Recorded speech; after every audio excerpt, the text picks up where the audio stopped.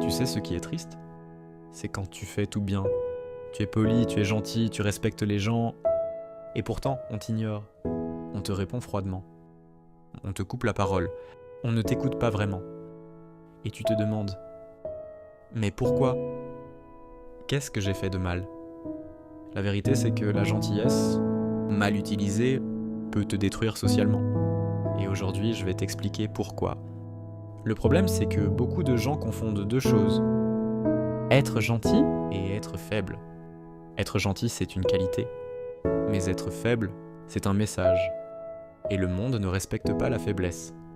Quand tu dis oui à tout, quand tu es toujours disponible, quand tu cherches à plaire, les gens ne se disent pas « il est gentil ».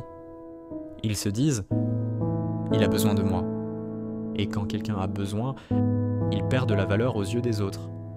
Le deuxième problème, c'est que la gentillesse sans limite, c'est comme donner ton respect gratuitement.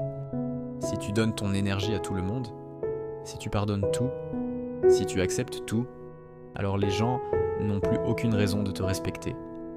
Parce qu'ils se disent « quoi que je fasse, il restera pareil ». Et ça, c'est dangereux.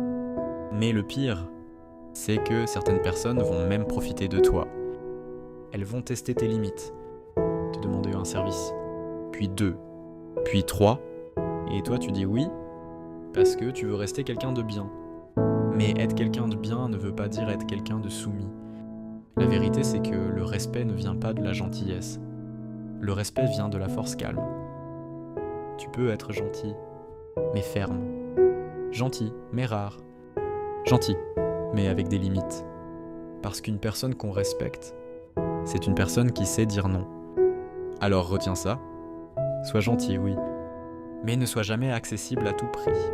Parce que le monde respecte ceux qui se respectent eux-mêmes. Si cette vidéo t'a parlé, like et abonne-toi, parce qu'ici on devient plus fort chaque jour.